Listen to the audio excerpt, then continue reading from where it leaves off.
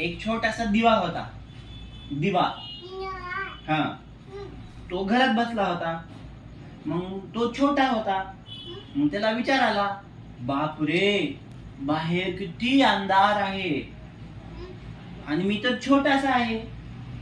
मग मी अंधाराला कसं दूर करू शकतो? माझ्या प्रकाशाने अंधार दूर होईल का? त्याला विचार येतो आणि तो आहे ना घरातच बसतो. मग गुरु येतात आणि त्या दिव्याला म्हणतात, काय म्हणतात?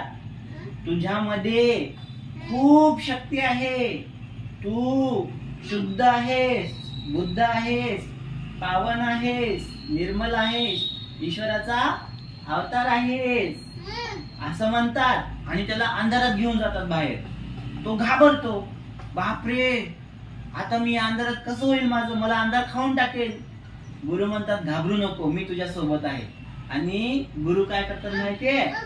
गुरु काय करतात माहितीये? असे बघ, झू काडी पेटवतात आणि दिवा जळवतात.